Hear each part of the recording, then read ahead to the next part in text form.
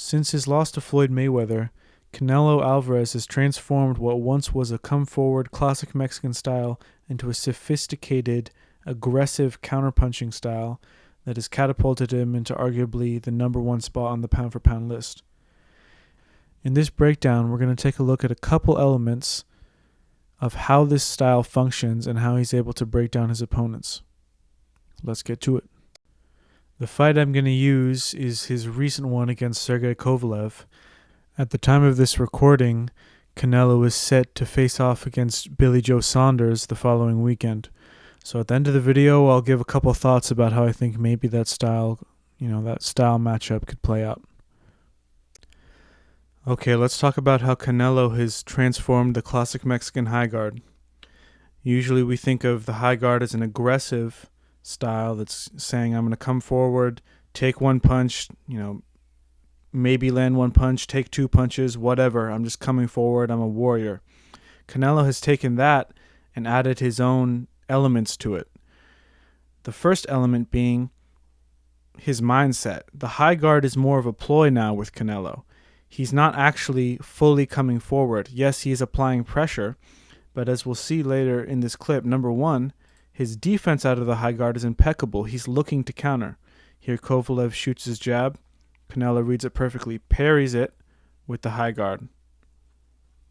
Then later on, as we see look at Canelo's posture. All right. He's leaning forward actively towards a puncher like Kovalev. Is that insane? What the hell is he doing? Actually, he's setting up the expectation that, okay, my head is going to be right here. I'm not giving you a lot of waist movement. I'm not giving you a lot of head movement. I'm setting you up so that you'll eventually start to overreach because you keep thinking I'm in the high guard standing right in front of you. But he's actually a sophisticated fighter. And as we see, Canelo is able to make Kovalev overreach by suddenly giving us waist movement.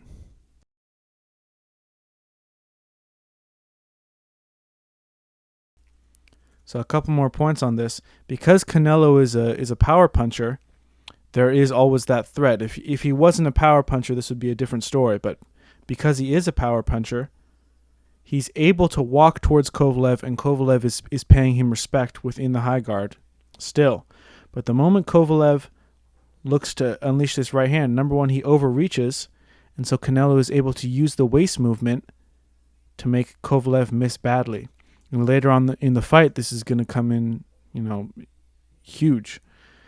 So Canelo's defense in the high guard is impeccable. He's able to parry the jab and uppercuts, as we'll see later on. But also his style of standing in the high guard in front of someone is really just a ploy. He's looking to make you overreach so that he can then counter and continue to walk forward to the point where he will eventually break you down. And that's what we'll see later on from the knockout of Kovalev. But for right now, he's in the high guard. He is still reactive within the high guard. He's not just coming forward and taking a bunch of punches. Quite the opposite. He's looking to counter. He's looking to not get hit. But he's setting you up. Basically what Canelo's doing here is he's posturing to Kovalev that, yeah, I don't have any head movement. Look, I'm going to even lean in over my front foot to show you that I don't have any head movement. Isn't that great? And then Kovalev says, oh yeah, that is great. Let me go ahead and just throw this right hand. And what ends up happening is he overreaches. This time, this is the very first round, less than 30 seconds in, Canelo's feeling him out. So he then employs the waist movement. And Kovalev misses badly, as you see. So when Canelo's giving this impression that he doesn't have head movement, he's going to create overreactions from his opponents. This forces the opponent to punch straight at the guard because Canelo is standing right in front of him. More than that, as we've said, he's standing right in front of him and he's leaning in. So this isn't a case of a guy who's always giving you a ton of head movement. If you're always giving a ton of head movement, then if it's a good fighter that you're fighting, he's going to start to try and punch where you're going to be. But Canelo goes from giving no head movement to, in the next second, giving a ton of movement. So he goes from setting up an expectation that, yeah, I'm just going to be right here. I'm going to be in the Mexican high guard. Yeah, it's just going to be a war. You're going to hit me. I'm going to hit you. So Kovalev starts to load up. I mean, look at this sequence. Kovalev has his head. He has an illegal move. He's cupping the head. He thinks this is going to be an easy uppercut. Canelo hasn't even moved his head. This is going to be great. You thought. Okay, now Canelo has gone from just walking forward in a high guard to changing levels again, changing sides, bending the waist, coming back up, and then waist movement to pull out. So, I mean, very similar to James Toney movement, if you've seen a Lights Out fight. This exact sequence is very similar to some of the waist movement that he has. But he's not using it all the time, so Kovalev is going to become very confused because he doesn't know what to expect from Canelo. Is he going to be in the high guard? Is he going to be using waist movement? I'm not sure. Okay, let's take a look at a couple things and what I believe was the game plan going into the Kovalev fight. Obviously, we can see the size difference between Canelo and Kovalev. I mean, it's just outstanding. I think Kovalev stands about 6'1", Canelo about 5'8", 5'9". So there's a reach difference and a size difference. I believe what the plan was to make Kovalev overreach while pressuring him and eventually wear him down, which Canelo, if that was the game plan, did perfectly. From the very beginning of the fight, we can see that Canelo is perfectly fine if Kovalev touches him with the jab as long as he's not overreaching. In this sequence here, we can see this is round 1, less than a minute in, and we can see Canelo's comfortability level with Kovalev. You can touch me with the jab as long as you don't overreach, and I'm not going to react to that. I'm going to allow you to do that because I have a bigger things in mind. So let's take a look at this sequence.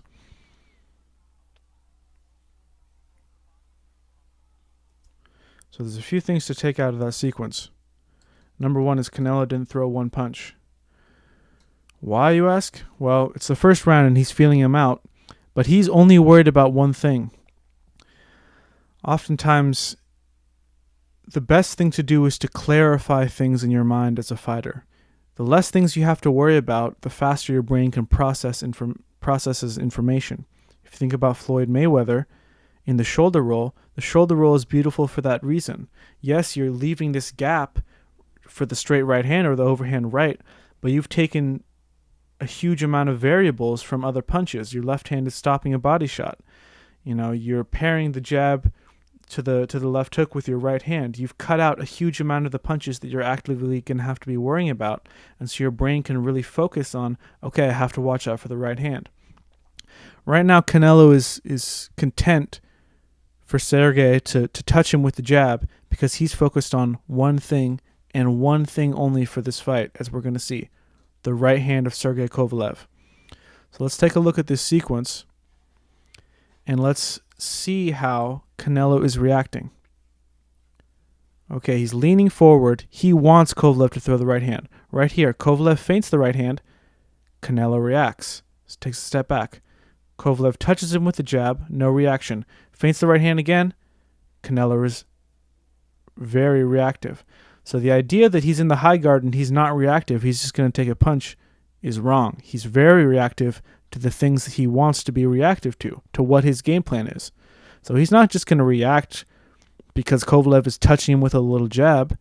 If Kovalev overreaches with the jab, he will counter. But he's only worried about the right hand right now. So this is the first round, first minute. He's seeing what the power is like, seeing what the reach is like, so he's feeling him out. He's reactive to the right hand. Uses some head movement there and avoids it. Okay, we'll keep going. Later on in the fight, okay, I want to watch this whole sequence. This is the beginning of the second round, and I want you guys to notice something. Check this out. Man is showing the menace. When it's Canelo throwing the punches, you feel like, uh-oh. But with Kovalev, he's able to throw out the jab, nice and easy, and so far, at least, Sergio, control this distance. The Crusher won that first round, in my opinion, by touching Canelo. Round number 2, of course, scheduled for the championship. Okay, did you notice it? Canelo threw one punch in that entire sequence while Kovalev was touching him over again. You heard Sergio Mora, I think it was, saying, Kovalev won the last round because he was touching Canelo. Well, Canelo's fine with that because he has a different plan in store. So what's important to realize is Kovalev didn't actually throw the right hand once that whole sequence, and Canelo didn't throw a punch. The minute Kovalev actually throws the right hand, Canelo counters quick and with power. So let's watch the sequence again a little faster. Right, he parries the jab, is slowly pushing forward, parries the jab. Kovalev's not overreaching with the jab, so Canelo's not countering. If Kovalev was to overreach here, Canelo would counter, but Kovalev's pretty disciplined at this point. He's just touching him.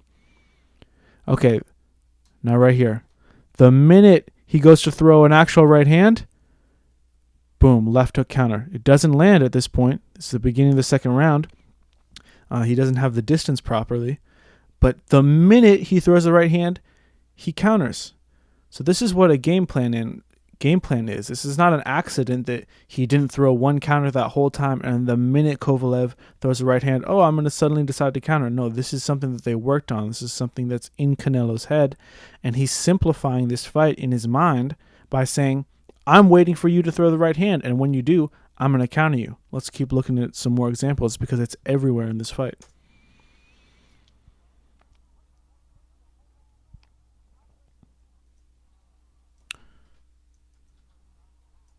Okay, right here. Let's look at this. Canelo stalking.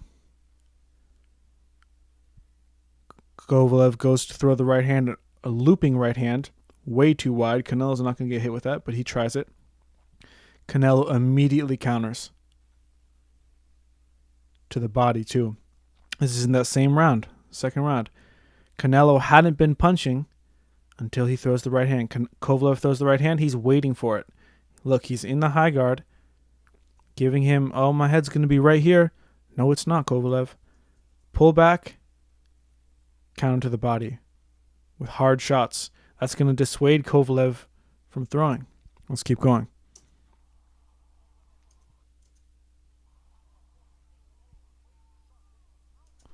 This is the same exact shot. Later on in the round, Kovalev is not making adjustments. Look, he's touching him in the high guard. That's fine, but Canelo has good vision. His vision has gotten better as well, too. He goes for the massive overhand right from a bad distance. Canelo pulls back, right uppercut to the body. It's the exact same shot. Let's keep going.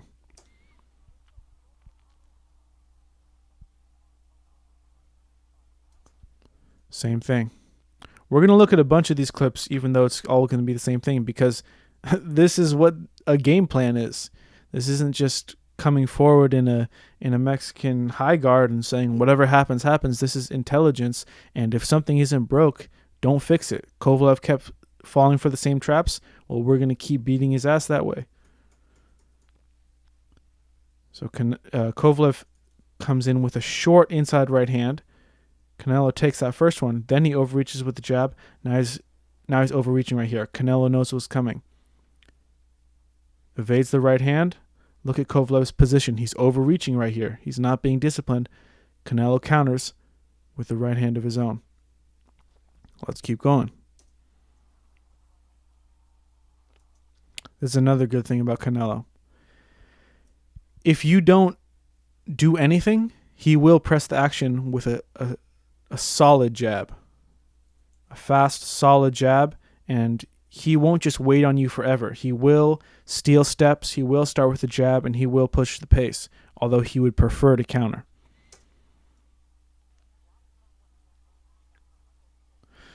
So this is just terrible from Sergey Kovalev. He tries to feint, but what are you feinting for? Because Canelo's in the high guard. He's not going to overreact and start doing crazy waist movement. Maybe you're going to catch him. So if you feint for someone, you have to see how they react. So he tries to feint and then throws a terrible lead right hand that Canelo easily is waiting for and hits him with a check hook. Let's keep going.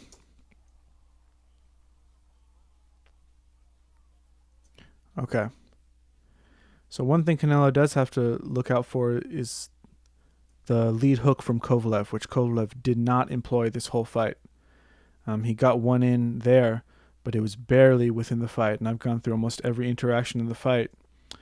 That's something I would have liked to see more, because when someone is allowing you to jab, a jab left hook can be a good weapon. Not that I think Kovalev would have stopped Canelo with it, but I wish he would have at least seen what Canelo had for that. So anyway, here, the right hand doesn't only mean a straight right hand. It's a right hand of any kind in Canelo's mind. He's waiting for Kovalev to throw the right hand, and he's going to counter. Kovalev throws the uppercut this time. Look at Canelo's shoulders right here. Look right here in his shoulders. He has great vision. This is going to move to deflect the uppercut. He's going to tense and bring his shoulders in just like that. He knows the uppercut's coming. He blocks the uppercut, counters with the left hook, flush. So whether it's a right uppercut, a rear uppercut, an overhand right, a straight right hand, Canelo is countering the right hand of Sergey Kovalev. That's it. And we're 3 rounds in, and he does this for about 6 or 7 rounds until he starts beating him down and he starts going into other things. Let's keep going. So here's another look at it in slow motion. Canelo blocks the uppercut. He's waiting for the right hand. Lead hook lands flush on Kovalev. Let's watch some more examples.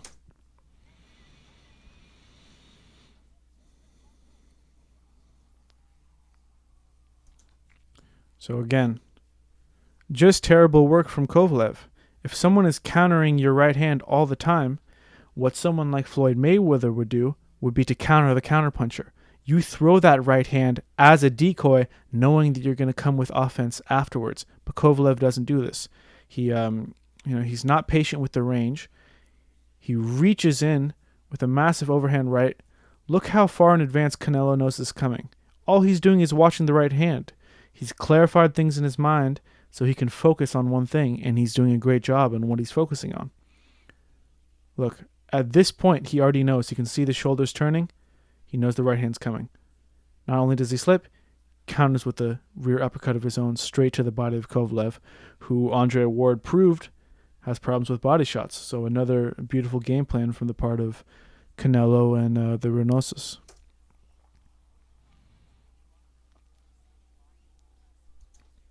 Same thing here. Canelo gives a little bit more because he changed levels. He leans in a little bit more, sees the right hand coming. As soon as the right hand comes, Canelo's going to counter.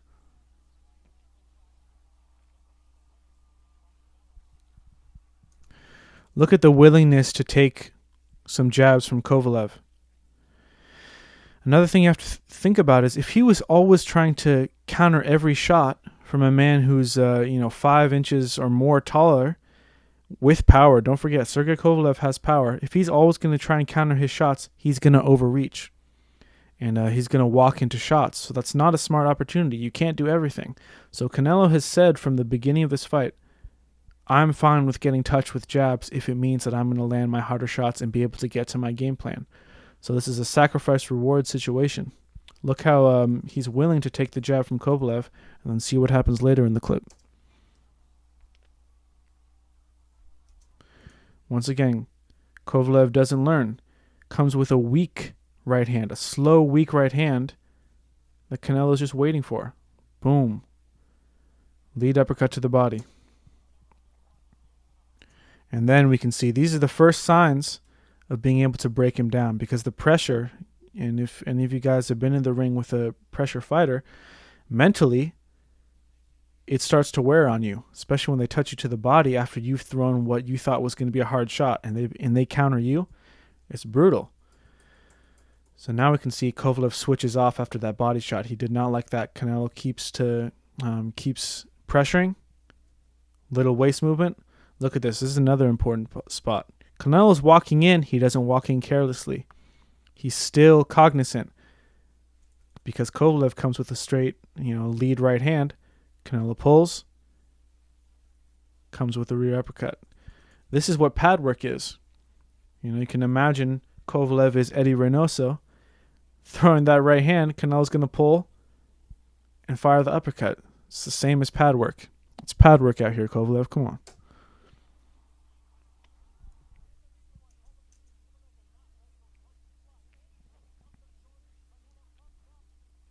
Okay, let's take a look at a couple things that Canelo is not doing well. There's not that many, but for what I think was essentially a personality change in a sense, if you think about his style pre-Floyd and post-Floyd, there's still remnants of the problems that he used to encounter before he fought Floyd. One of the main ones is a lack of patience and overreaching. Let's take a look at this clip.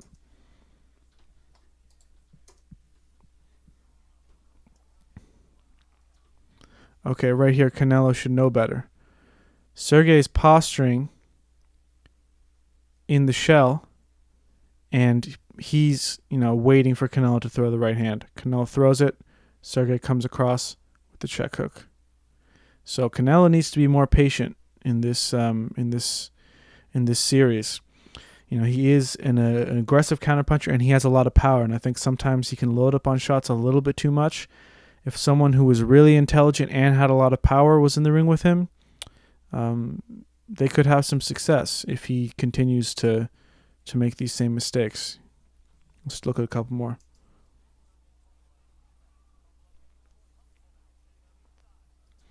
Okay, this is a lack of discipline. The shot's not there, but Canelo throws it anyway. He's forcing this shot right now. So if Kovalev was really a fast, accurate counterpuncher, he would have taken advantage of that. But he doesn't, so Canelo gets away with it. I mean, he's really off balance, really loading up on this lead uppercut. You can see where his hand is. If Canelo was a different fighter, he could possibly make him pay for that. So that's something to watch out for. Let's keep going.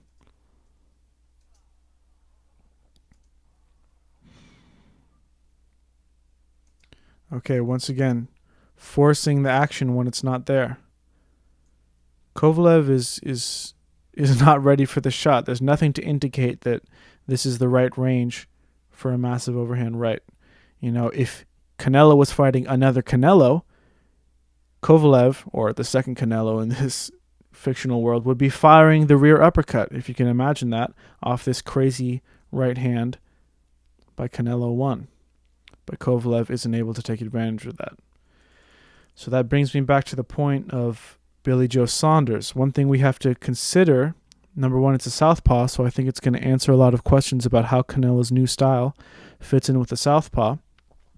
But I don't anticipate Canelo having too much trouble with this because Billy Joe does not have the reach or the power, I believe, that Kovalev does. So some of this overreaching is due to the fact that there's a significant height and reach advantage for Kovalev that I don't believe will be the case in the Billy Joe fight. So I think if I had to make a prediction that we're going to see an even more disciplined Canelo with the same amount of power who, hopefully will not be making the same mistakes. Not that I have money on Canelo, but I like to see the style evolve. So if everything's going right for him, he's not going to rush things. So here we can see a problem of the footwork. He misses badly, comes out wrong-footed. So there's still some traces of the old problems, but they're very minute, and it's going to take a very skilled boxer, probably with power, to take advantage of them. Another thing that's interesting about his new style is he doesn't actually want to fight in the inside that much. He wants to counter from a range where he can get his power shots off. And if you box, you know that when you're in the inside, you don't have the same power that you do on the outside.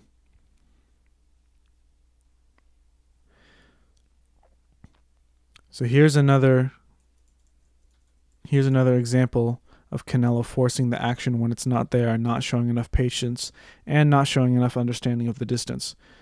Kovalev gives a crazy right-hand feint, feints low, and Canelo overreaches. But Kovalev is not making him pay for it. So if Canelo was to fight a fighter that made him pay for it, who knows? We might see something different. And, he might run into trouble. But so far, it hasn't happened. You can see Canelo leaning in, missing badly. He just, there's still some problems with distance, but it's small. Anyway, this is pretty much the end of the film study. I'm excited to see how this new style that Canelo has forged will play out against Billy Joe Saunders. I think it's going to be a lot of the same, using the high guard as a vehicle for aggressive counterpunching. In my mind, I don't believe that Billy Joe has the power or the speed to frustrate Canelo. But if he can make him pay for those times where Canelo is undisciplined, if he is in that fight, it's possible he could have some success in the fight. However, I think Canelo's integration of these new counterpunching abilities has made him a very tough fighter to beat, especially with his power and mindset. All right, guys, thanks for tuning in, and hopefully I'll be back with another video soon. Peace.